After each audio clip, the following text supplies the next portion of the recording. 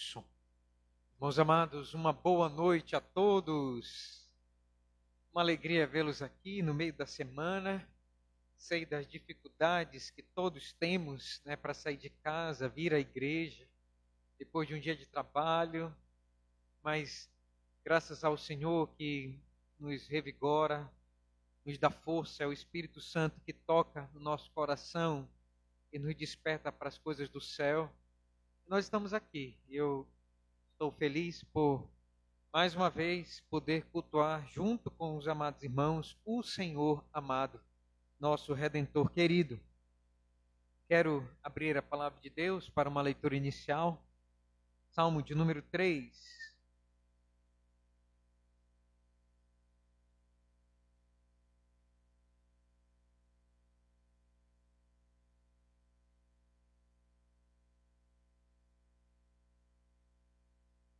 Nós vamos ler, vamos ficar em pé para fazer essa leitura.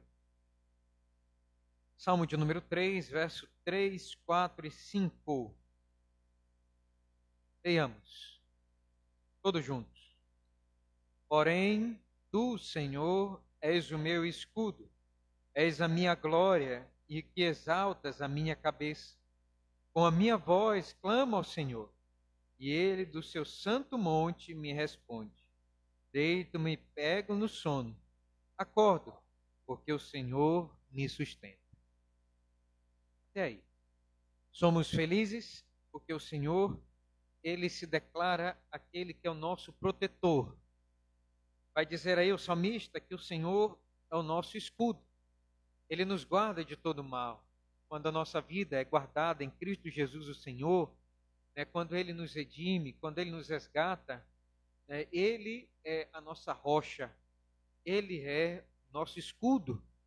E escudo aqui tem o sentido de proteção. O salmista está dizendo que o Senhor, nosso Deus, é o nosso protetor. Mas mais do que isso, o Senhor, nosso Deus, também, ele é a nossa glória. Vai dizer aí, porém tu, Senhor, és o meu escudo, és a minha glória, e o que exaltas a minha cabeça. Então, um crente sabe que a sua glória não está nesta vida, a sua glória não está naquilo que ele tem, naquilo que você possui.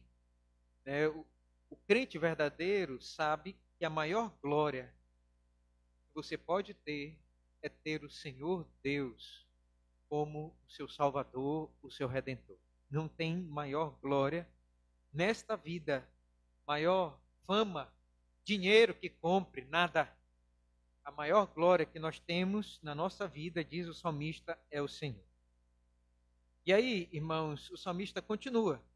Ele vai dizer que esse Deus não é somente o nosso protetor, a nossa glória, mas ele também, irmãos, é o nosso sustentador. Ele responde às nossas orações. Diz aí no verso de número 4.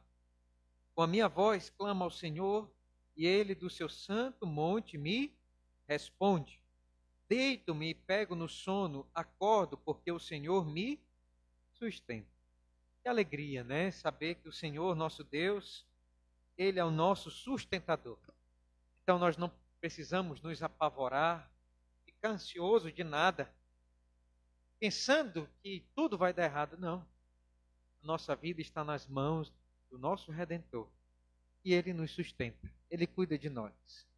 Por isso, meus amados irmãos, nós podemos vir à igreja na quarta-feira para a reunião de oração, porque nós cremos que o Senhor ouve as nossas orações e do seu santo monte, lá do alto, dos mais altos céus, ele vai nos responder. Vamos orar e iniciar o nosso culto. Obrigado, Senhor, amado e poderoso Deus, amado de nossas almas, Senhor, eterno em misericórdia, grande em bondade. Muito obrigado, Senhor, porque o Senhor é enorme em poder, em glória, em amor. E nós agradecemos ao Senhor, porque apesar da glória e da grandeza que o Senhor tem se importado conosco, miseráveis pecadores, que não temos nada para te oferecer, Senhor. Por isso, ó Deus do céu, nós nos humilhamos mais uma vez, Senhor, nos colocamos diante da tua presença, para que o Senhor venha nos encher e do nada possa trazer algo para a tua glória em nossa vida. Toma a nossa vida nas tuas mãos, Senhor. Estamos aqui e queremos nos oferecer ao Senhor. Queremos orar como salmista e dizer: Senhor, sejas tu a nossa proteção, nosso escudo. Sejas tu, Senhor, o nosso defensor, nosso sustentador.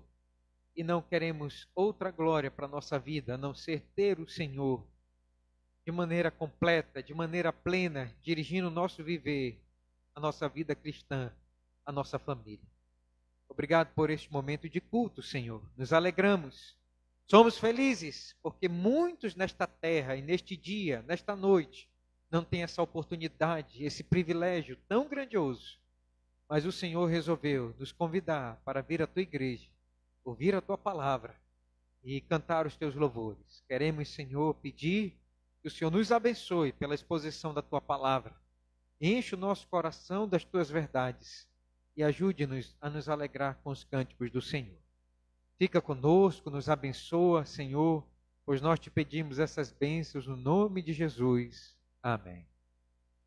Vamos começar cantando ao Senhor, todos juntos? Irmãos, o teu amor se estende além do céu. Vamos cantar firmemente?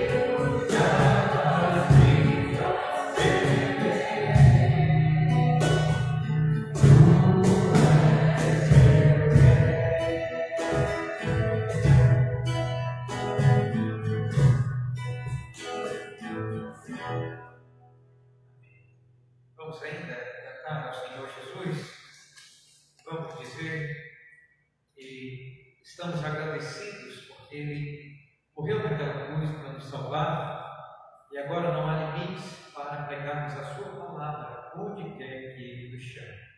Vamos cantar juntos? Vou até os confins da terra.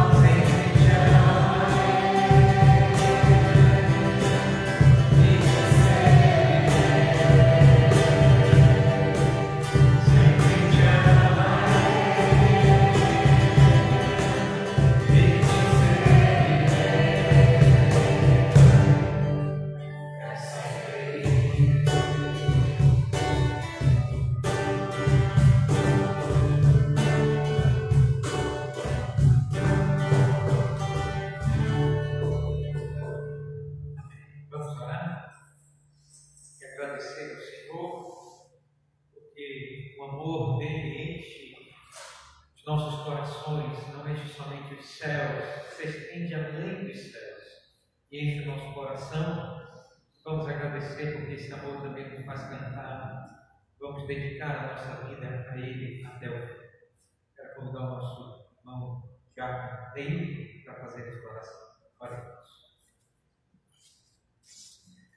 Santo Deus, amado Pai, Deus Todo-Poderoso, muito obrigado, Senhor.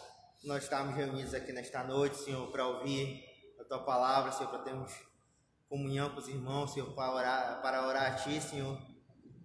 E ter o privilégio, Senhor, de clamar a Ti, Senhor, de Te buscar, Senhor, de aprender da Tua palavra, Senhor. Muito obrigado, Senhor, por nos trazer até aqui nesta noite. Muito obrigado por nos salvar, Senhor, do império das trevas. Muito obrigado, Senhor. Que nós possamos, Senhor, anunciar, Senhor, a Tua palavra até os confins da terra. Nos ajuda, Senhor. Que nós possamos ser cheios do Espírito Santo, Senhor, e clamar a Ti, Senhor, sempre a Ti.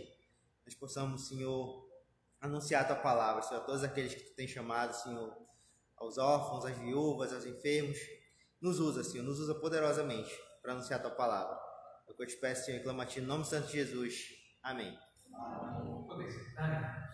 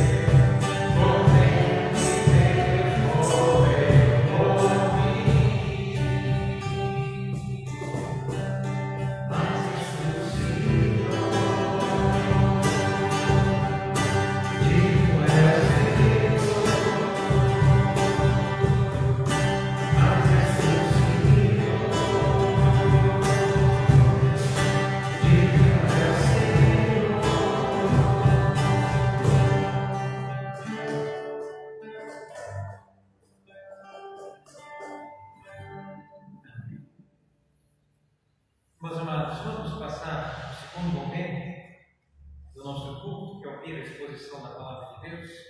Vamos mais uma vez abrir para o Salmo de número 3.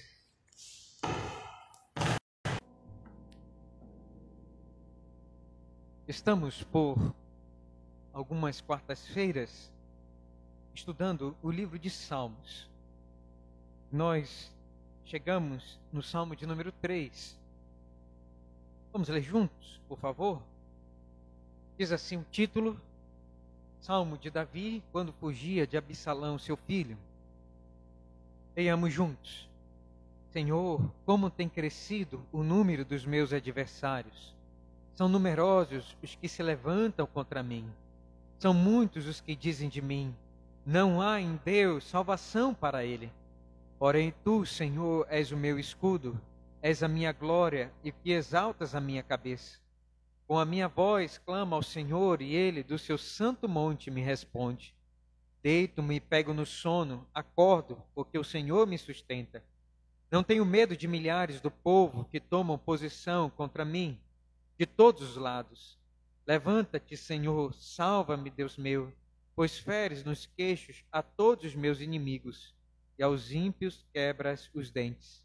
Do Senhor é a salvação, e sobre o teu povo a tua bênção. Oremos. Obrigado, Senhor, por este momento tão maravilhoso que temos oportunidade na face da terra de colocar, ó Deus do céu, a nossa atenção, a nossa compreensão, a nossa emoção, Senhor, para ser trabalhada, ó Deus, e ouvir a tua palavra com atenção. Que o Senhor agora, por favor, mais uma vez, derrame teu Espírito sobre nós. E o teu Santo Espírito, que é o iluminador das mentes dos homens, possa agora trabalhar pelas verdades da tua palavra, Senhor, em nossa vida. Essa é a nossa oração, o nosso desejo. Que nada escape, Senhor, a nossa atenção. Pelo poder do teu Santo Espírito, nós oramos. No nome de Jesus, nosso Salvador amado. Amém. Irmãos amados, nós começamos na quarta-feira passada a exposição desse salmo. Nós mostramos para vocês que este salmo trata de um assunto muito pertinente para os crentes de todas as épocas, que é justamente, irmãos, problemas familiares. E como nós devemos enfrentar esses problemas familiares. O título do salmo, você vai ver aí, se mostra o contexto, é justamente quando Davi estava fugindo de Absalão, seu filho. Essa história é narrada em 2 Samuel, capítulo de número 15. Absalão foi, irmãos, excluído por Davi do seu reinado, depois que ele assassinou o seu irmão mais velho, Aminon. E Joabe, o comandante do seu exército, mandou um recado através de uma mulher a Davi, falando uma parábola. E Davi então notou que era Joabe que tinha mandado aquela mulher e que o assunto era trazer de volta Absalão para o reino de Jerusalém. E depois então, irmãos, desse tempo excluído, Absalão volta para Jerusalém, mas o pai não fala uma palavra com Absalão. Davi dá um beijo nele e manda ele embora.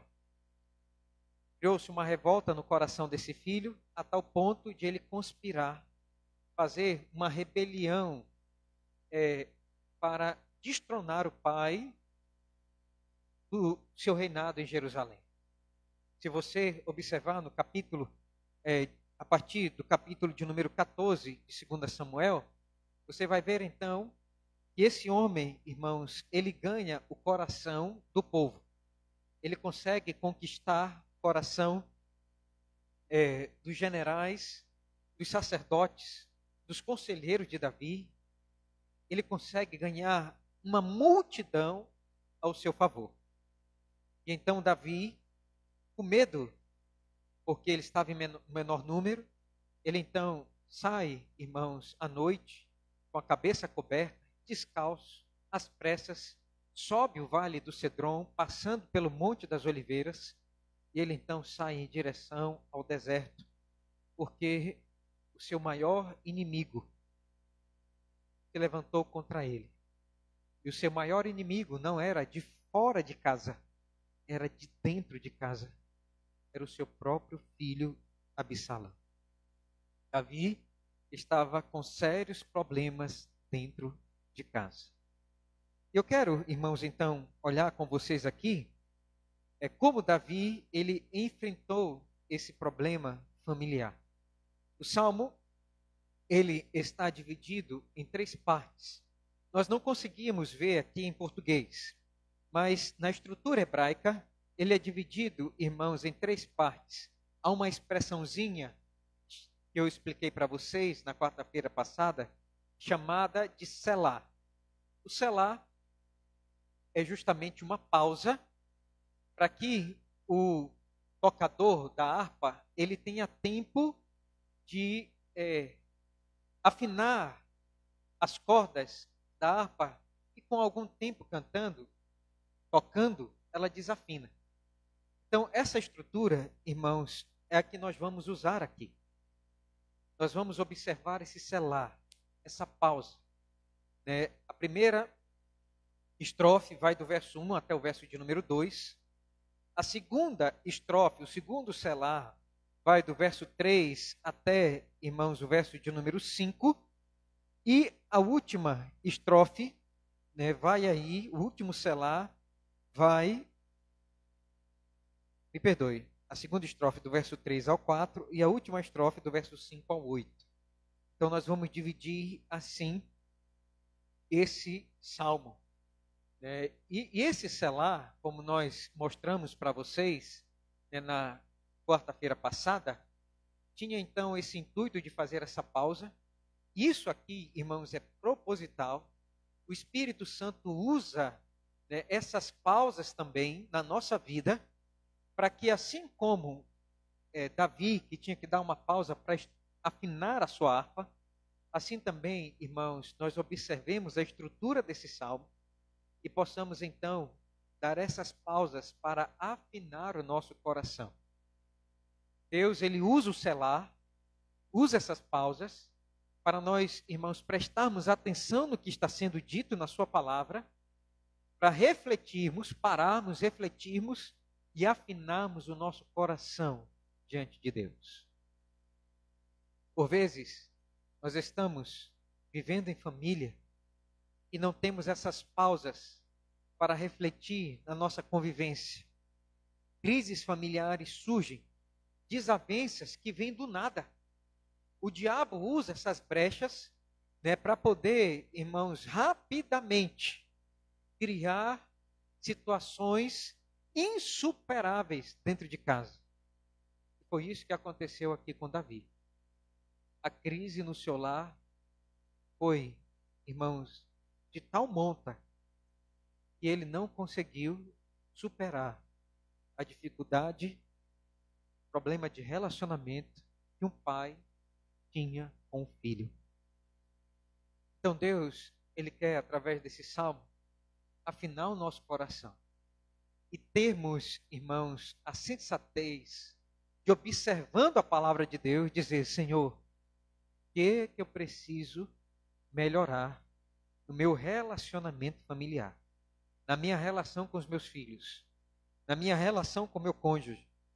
Senhor, por favor, me ajuda a afinar as cordas do meu coração.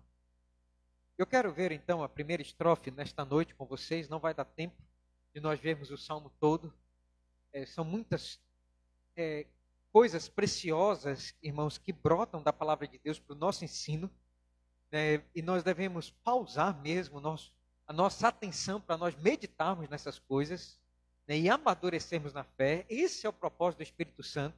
Ele quer ensinar a sua mente, ele quer ensinar o seu coração. Então você não pode fazer isso correndo, de uma maneira desatenciosa. Você tem que prestar atenção naquilo que o Espírito Santo quer falar ao seu coração através da palavra de Deus. Então você tem que dar pausas. Você tem que olhar com atenção aquilo que Deus quer falar. Eu quero então, em primeiro lugar, irmãos, ver aqui com vocês uma súplica desesperada. Olhem comigo, por favor, verso de número 1 e verso de número 2. Vamos ler juntos, por favor? Senhor, como tem crescido o número dos meus adversários. São numerosos os que se levantam contra mim. São muitos os que dizem de mim: não há em Deus salvação para ele.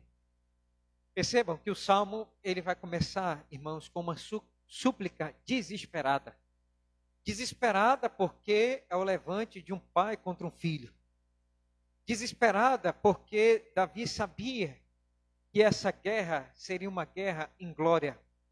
Ele sabia, irmãos, que o fim desta desavença entre pai e um filho seria, irmãos, a morte. Davi sabia e ele se desesperava no seu coração, porque, irmãos, para prevalecer contra o seu filho, ele precisaria tirar a vida do seu filho. E se levantou contra ele com uma multidão numerosa, para poder destruir o próprio pai. E esse pai aqui, ele está desesperado. Ele está vendo o seu filho o perseguir, ele está indo para o deserto, poucas pessoas a seu lado, e esse homem então faz uma súplica a Deus. Ele faz uma súplica ao Senhor, para que ele veja o que está acontecendo. Porque a situação era insustentável. Insustentável. É doloroso, irmãos, para um pai enterrar um filho. Davi já tinha passado por isso. Absalão assassinou seu irmão mais velho, Aminon. E Davi, ele não queria ter essa experiência de novo. Enterrar um filho. É muito triste. Essa não é a ordem natural da vida. A ordem natural da vida são os filhos enterrar os pais. E Davi, ele agora está angustiado. Ele está, irmãos, aqui em conflito na sua alma, com seu ser, pensando no que fazer, porque ele não queria enterrar o seu filho. Ele não queria passar por isso. Levando para o lado espiritual, irmãos, nós devemos raciocinar como Davi. Não queira enterrar os seus relacionamentos interpessoais. Não queira passar pela quebra de um relacionamento, do pai com o filho ou com seu cônjuge. Irmãos, isso é algo triste, desesperador, terrível para a vida de um ser humano. Quebrar seus laços, principalmente aqueles que deveriam ser os laços mais fortes dentro de casa. Nós devemos, irmãos, nos aperceber disto. Não é algo normal. É doentio, é pecaminoso vermos relacionamento entre familiares serem destruídos e tudo está bem, conviver da mesma forma, você para lá, eu para cá. Irmãos, isso não é o correto e nem bíblico. Nós não podemos enterrar os nossos relacionamentos familiares. E Deus está nos mostrando isso aqui por esse salmo. Davi, irmãos, estava aqui desesperado, porque ele estava vendo o final disto tudo. Davi, então, aqui, irmãos, ele vai nos mostrar que ele estava abandonado. Ele sentia-se abandonado. E ele vai aqui nos mostrar, irmãos, dois abandonos que ele estava sentindo. Dois abandonos. O primeiro abandono está aí no verso de número 1, que é o abandono da terra. Davi se sentia abandonado pelo seu próprio povo. Olha aí comigo, por favor, o verso de número 1. Vamos ler juntos? Senhor, como tem crescido o número dos meus adversários. São numerosos os que se levantam contra mim. Possivelmente, Davi, ele tinha recebido dos seus informantes. Todo rei tem os seus informantes, aqueles que analisam a situação. Os seus conselheiros, irmãos, eles traziam essas mensagens e aconselhavam a Davi. E Davi, então, ele é aconselhado aqui, se você ler lá, 2 Samuel, capítulo de número 15, você vai ver que os seus conselheiros o informam da situação. Era mais numeroso quem estava com Absalão do que aqueles que estavam com Davi. Davi, irmãos, agora se vê abandonado pelo seu próprio povo. Imagine, irmãos, Davi, que lutou pelo povo de Israel, que foi aquele rei mais renomado, que conseguiu as maiores vitórias que o povo de Israel nunca teve na vida contra os seus circunvizinhos. Foi Davi que conseguiu ampliar o território de Israel mais do que qualquer outro rei. Davi fez tudo por esse povo. Davi entregou a sua vida por esse povo. Davi, irmãos, muitas vezes foi na frente de batalha. E ele, valendo por 1000 soldados ou pelo exército todo de Israel, ele colocava a sua cabeça a prêmio para lutar pelo povo dele, pelo sangue do seu sangue.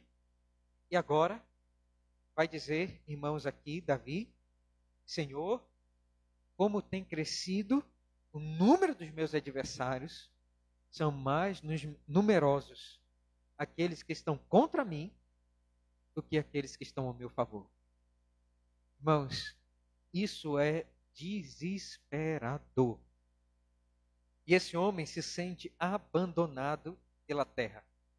Veja aí, irmãos, no verso de número 6, ele vai continuar dizendo isso, né?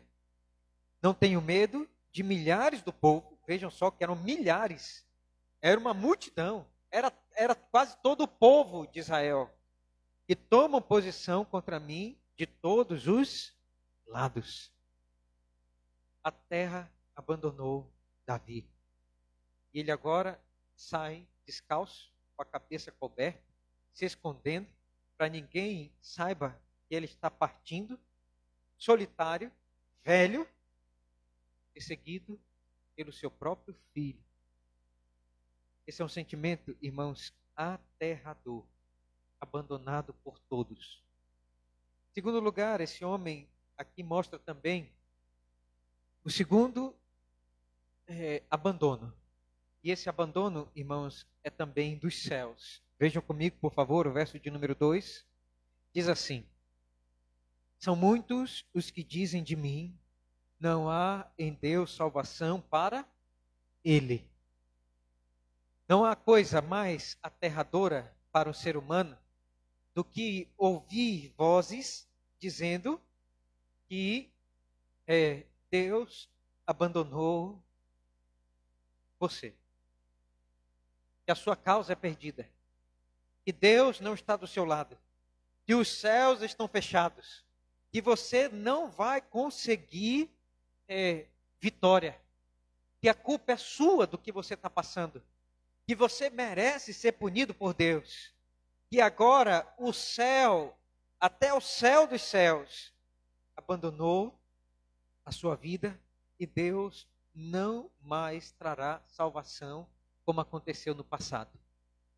Deus abandonou Davi, diziam o povo. Não há mais salvação para Davi. Deus abandonou Davi. Vamos persegui-lo, vamos destroná-lo, vamos matá-lo. E foi com esse moto que o seu filho Absalão conquistou o coração do povo. Absalão espalhou e as vozes ecoaram, dizendo: Deus não está mais do lado de Davi. Deus agora está do meu lado. Irmãos, isso é aterrador. E agora, Davi ouvindo isso, esse argumento que o seu filho montou, dizendo que Deus, que havia colocado Davi no trono, todo o povo de Israel sabia que Deus tinha feito um pacto com Davi, de que um dos seus descendentes seria o Messias. Todos sabiam que Deus foi quem elegeu Davi, o rei segundo o seu coração. Irmãos, dizer que Deus abandonou Davi era algo, irmãos, completamente maligno, satânico. Nós vemos agora Absalão usar esse argumento, dizendo que Deus não havia mais de socorrer a casa de Davi e que ele padeceria pela espada de Absalão. Irmãos amados, esse aqui é o texto. Essa aqui, irmãos, é a sua interpretação. Eu queria tirar duas aplicações aqui para a nossa vida nesta noite. Não vai dar para a gente prosseguir mais. Eu queria que você meditasse comigo aqui nesse interregno, nesse selar, nessa pausa, sobre duas coisas. As crises familiares, irmãos, trazem à baila dois sentimentos. Ingratidão e impotência. Via de regra, os reveses familiares nos levam, irmãos, a refletir sobre falta de gratidão e falta de forças para resolver a situação. E eu queria que você olhasse aqui, então, à luz desse verso 1 e verso de número 2, esses dois sentimentos, irmãos, que estavam no coração de Davi, e que podem também, e que via de regra estão no nosso coração quando acontecem desavenças familiares. Gratidão de uma pessoa amada, de uma pessoa dentro de casa, que você ama, que você cuida, um filho, uma filha. E essa pessoa levanta o calcanhar contra você. Você faz tudo para alimentar essa pessoa, cuidar dessa pessoa, vestir essa pessoa. E essa pessoa se torna o seu inimigo. Isso é ingratidão. Davi sentiu isso da parte do povo de Israel. O povo de Israel o abandonou. Em segundo lugar, o segundo sentimento, irmãos, que sempre vem ao nosso coração quando crises familiares batem a porta, é impotência. É outro sentimento que vem à nossa mente. Achar que somos incapazes de resolver a situação. E até duvidando que Deus, dos altos céus, possa resolver essa situação que estamos passando. Não há salvação para Davi. Impotência. E às vezes a desavença é tão grande que achamos que Deus, nem Deus, tem o poder de mudar, de restaurar a situação, o caos, a depressão dentro de casa. Davi, irmãos, ele teve esses dois sentimentos no seu coração, que são os sentimentos que também nós temos quando temos problemas em casa. Eu queria que você levasse à luz, irmãos, desse contexto, duas aplicações para que você evitasse problemas familiares em casa. Primeiro está aí. Vamos ler todos juntos? Trabalhe no coração de sua família o valor da gratidão. Mais uma vez, todos juntos. Trabalhe no coração de sua família o valor da gratidão. A gratidão, irmãos, é um sentimento que está em falta na humanidade. A palavra de Deus vai dizer isso. Abra comigo, por favor, para Romanos, capítulo de número 1, verso de número 21. Vamos ler todos juntos, por favor?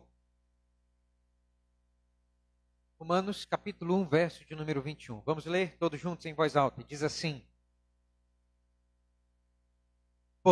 Porquanto, tendo conhecimento de Deus, não o glorificaram como Deus, nem lhe deram graças. Aí, irmãos, é o sentimento de gratidão. Antes se tornaram nulos em seus próprios raciocínios, obscurecendo-lhes o coração insensato.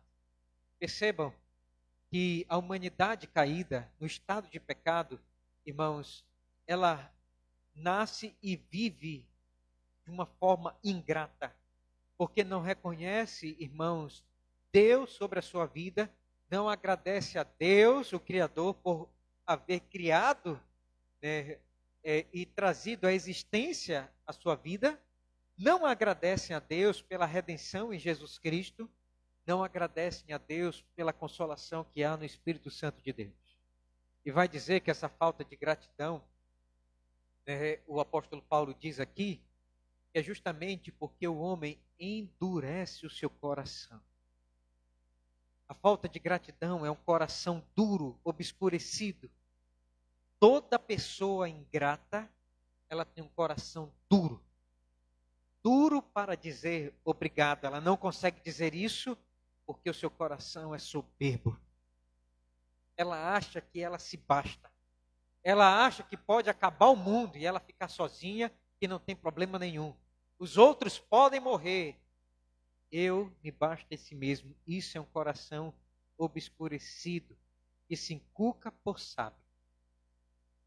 Paulo vai escrever, irmãos, também, em 2 Timóteo, capítulo de número 3, que uma das características dos nossos dias, dos últimos dias, também, irmãos, é a ingratidão. Vejam comigo, 2 Timóteo 3, verso de número 1 e 2. Vamos ler?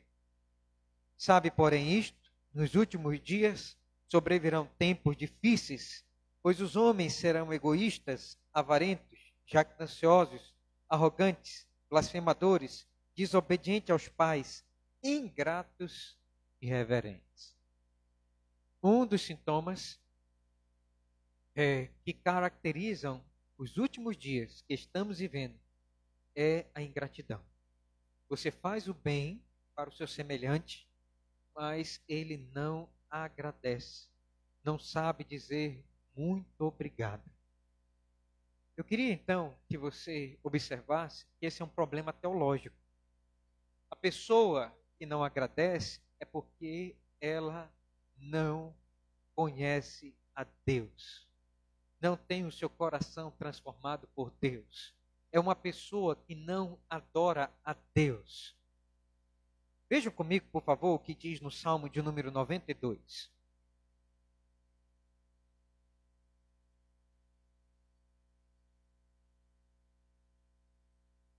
Vamos ler juntos, verso 1 e 2. O que é que diz aí? Como é bom render graças ao Senhor e cantar louvores ao teu nome, ó Altíssimo. Anunciar de manhã a tua misericórdia e durante as noites a tua fidelidade. Observem, irmãos, que um coração transformado pelo Evangelho, que conhece a Deus, que ama a Deus com toda a sua força, com todo o seu entendimento, que já foi regenerada pelo Espírito Santo, é um coração, irmãos, que rende graças ao Senhor e canta os seus louvores desde a manhã até ao anoitecer.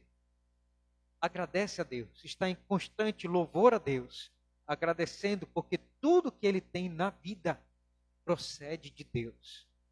Desde que ele acorda até o que ele vai dormir, ele entende que tudo que ele tem não é dele, não é nosso, mas é de Deus.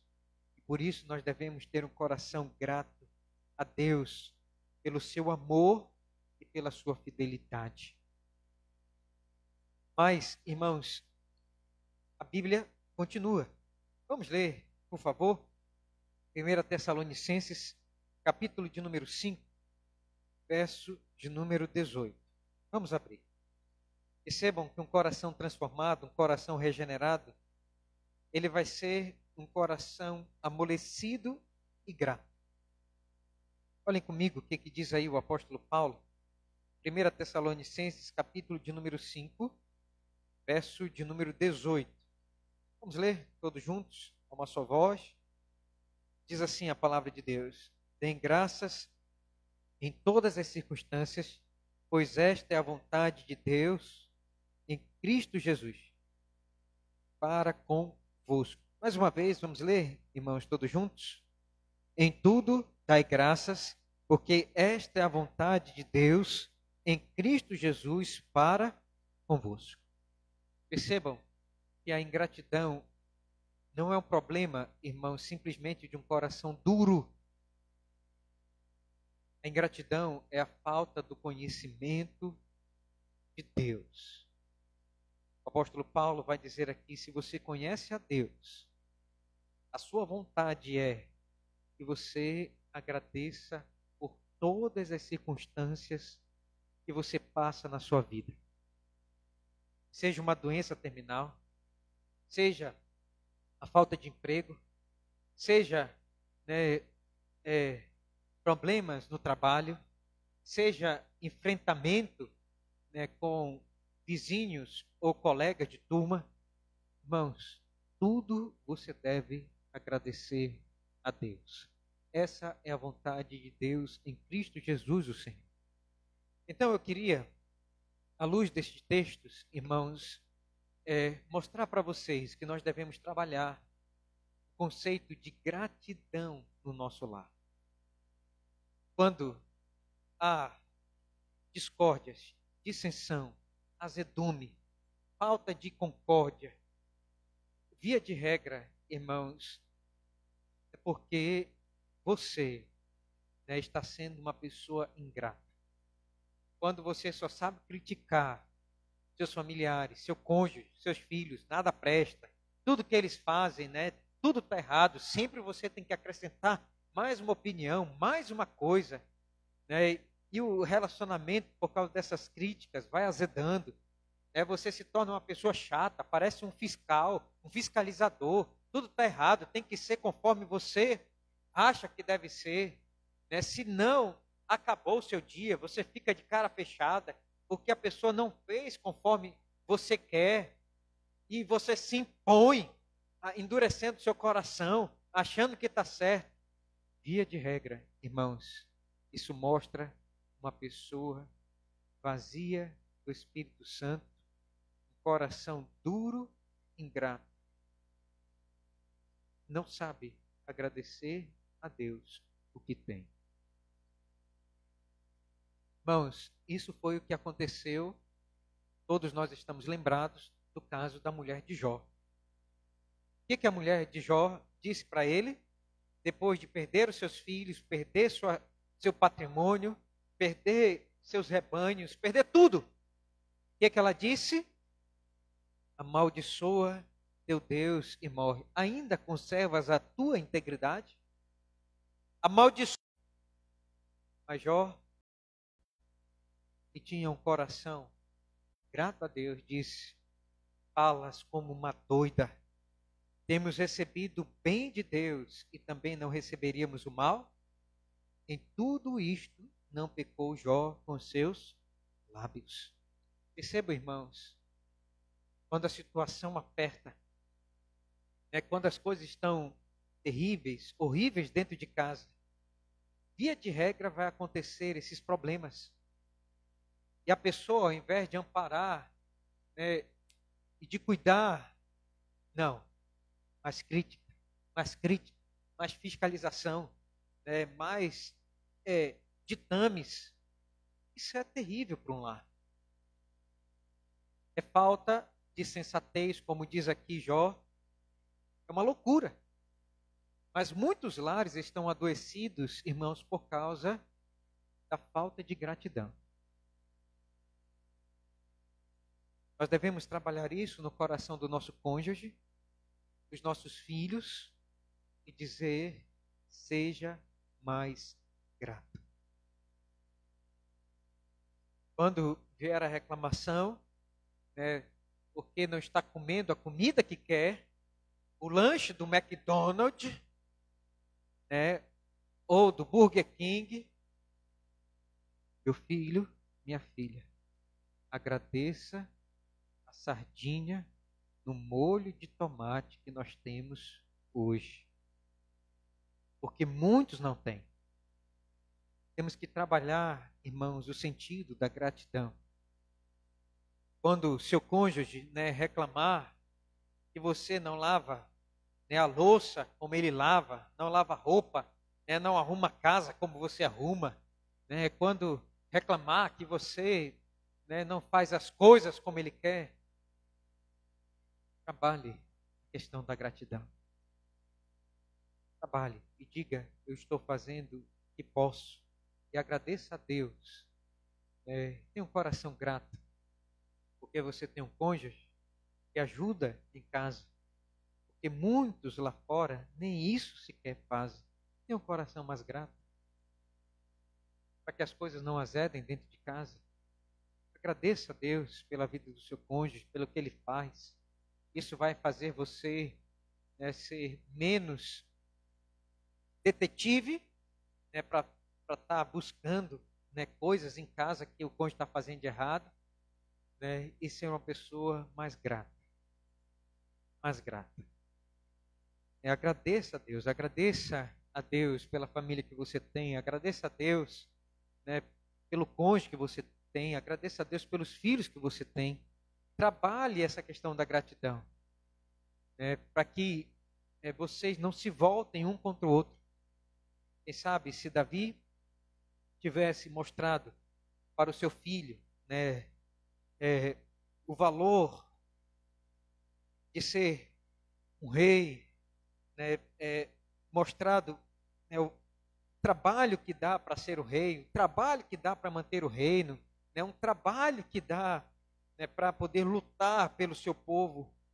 Né, quem sabe se Davi tivesse trabalhado, né, também para colocar mais gratidão no coração de Absalão, ele não teria, né, apagado o seu coração a imagem do pai, não teria, né, riscado da sua agenda, né, de amor, né, o nome do pai, não teria lutado contra o pai. Então, irmãos amados, vamos trabalhar para ter um coração mais grato. Ensine o valor da gratidão. A gente tem que fazer essa manutenção. Via de regra, nós temos que chamar o conselho do nosso lar, né, e fazer entender o valor do pai, da mãe, das coisas, do valor de uma comida, do valor de uma roupa, o valor do amor, o valor do carinho, da atenção. Eu acho que isso vai resolver muitas coisas dentro de casa. Por fim, vamos ler aí, todos juntos? Segunda aplicação. Não deixe de orar quando o céu parecer de bronze. Vamos ler todos juntos? Não deixe. Há situações de crise familiar altamente desanimadoras. Parece, irmãos, que Deus não tem poder de resolver problemas em casa. Mas isso, irmãos, é um engodo maligno. Deus, ele pode restaurar e sempre tem poder e autoridade para operar em corações conflituosos que geraram discórdia em casa. Deus sempre pode, irmãos, restaurar a vida para relacionamentos doentios e que já morreram. Todos nós, irmãos, estamos lembrados que o Senhor Jesus Cristo, ele restaurou a vida, né, da filha de Jairo. Essa menina já estava morta. E o Senhor Jesus Cristo ressuscitou, entregando sua filha para o seu pai. Nós cremos, irmãos, que o mesmo Jesus que teve poder de fazer isso, ele tem poder hoje de restaurar relacionamentos de pai com filhos, de marido com mulher, restaurar os fios quebrados, retirar a morte, trazer a vida. Esse Jesus tem poder ainda hoje de transformar situações de discórdia em concórdia, de desentendimento em entendimento, amor em comunhão. O Senhor Jesus, ele é poderoso para fazer isto até o dia de hoje. Então, quando você estiver em casa e você sentir que o céu está de bronze, que parece que as suas orações não surtem efeito, que as situações não vão mudar, irmãos, lembrem, a oração é a união da fraqueza humana com a força toda poderosa de Deus onipotente, que pode, irmãos, transformar as circunstâncias em nossa vida. Esse é o nosso Deus. Esse é o Deus que nos ouve. Esse é o Deus que Davi está orando aqui e dizendo: Senhor, Tu és o meu escudo, Tu és o meu sustentador. Senhor, eu sei que o Senhor vai abençoar o Teu povo. O Senhor vai cuidar da tua igreja. O Senhor não vai nos desamparar. Portanto, não ouça a voz do seu coração quando disser para você: Deus não vai intervir nisso. Não ouça as vozes externas, até mesmo de pessoas próximas a você, dizendo: não tem mais solução, está acabado, morto, enterrado. Não é assim. Nós cremos no Senhor, que pode trazer vida aonde há morte. Um Senhor que pode restaurar tudo. Então eu quero que você leve, irmãos, isso no seu coração. Trabalhe com essa questão da ingratidão e da impotência quando houver crises familiares. Que você creia que Deus pode restaurar, que pode, irmãos, trazer de um coração duro, ingrato, coração de carne, amorável, perdoador, e que Deus pode restaurar todas as coisas no seu lar. Mesmo quando há uma multidão, né, de circunstâncias e situações e inimigos que se levantam contra você, creia naquele que é maior. Quando Deus, irmãos, está do nosso lado, pode ter uma multidão, milhares de milhares contra nós. Mas é melhor ter Deus do nosso lado, sabendo que Deus é maior, que pode vencer tudo e todas as coisas, do que ter medo daqueles que se levantam contra nós.